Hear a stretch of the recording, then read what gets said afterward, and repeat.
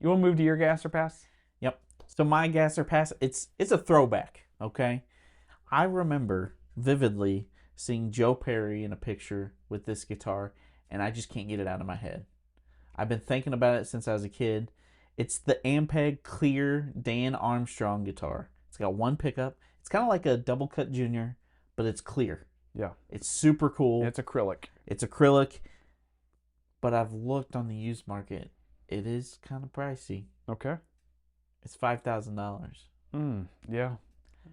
If it was like $2,000, I would be like all over it. Yeah. Just because there's like nostalgia there for me. I'm like, man, when I see him live and he plays that, like, it is such a cool look. Yeah. But $5,000. That's my only hang up. Because they sound great. They look great. I don't know if they play great. Never played one. Yeah. I've heard good things about them. But anyways, is this a gas or pass for you? Yeah. So, yeah, Joe Perry played one. Slash was famous for playing one. I didn't realize that. Yeah, I think the Use Your Illusions tour, I think he had one out on tour with him. Okay. And then Tom Kiefer from Cinderella, which everybody thinks about Cinderella being like this big 80s hair metal band. Let me tell you something. Tom Kiefer's tone in guitar playing is unbelievable. He very classic. I actually saw him live, and he had two Marshall stacks. He was running them in stereo.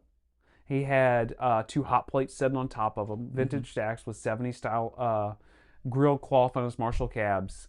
And that guy has got, I know he's got 159 Les Paul. I think he's got a couple of them. He's one of those guys that's like Les Paul broadcaster. He's got a broadcaster. He's got all these like vintage equipment. I didn't know that. And he's really big on vintage gear, and especially like that 50s style stuff.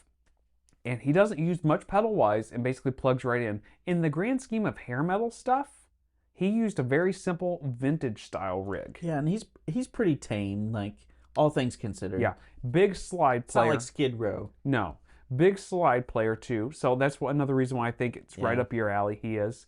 And then he's the lead singer, and he's the lead guitar player.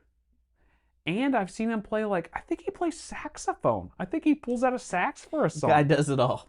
That guy, I'm serious. That guy is incredibly talented. You know what? He could be like Jackalope and play the chainsaw. Okay. Well, I was trying to be Yin, serious. yin, yin, yin. I was trying to be serious. You've heard the Lumberjack, right? Yeah, the Lumberjack song. But, no, Tom Kiefer, so cool. But anyway, my point in that is he had one of these Dan Armstrong guitars too clear whenever I saw him play live. And I think he was using it for slide also. It seems like a lot of people have used this guitar for slide. I'm not sure why that is. It's kind of interesting how some guitars people end up playing a lot of slide on, or It's because it kind of looks like a junior, I feel like. maybe. You know what I mean? Maybe. It sounded great. This guitar for me, if it was not $5,000, I would say it's a complete gas. The fact that it's $5,000, I'd rather tie that money up into something else. So here's my recommendation. Ampeg, make a reissue Yes. for like $1,500 to Yeah. $2,000. $1,900. Yeah, I'm in. that would be so cool. Yeah, they should do that. That would be cool. I think it would be awesome. Those acrylic guitars are supposed to be heavy, though. Who cares when they look Heavy. that cool?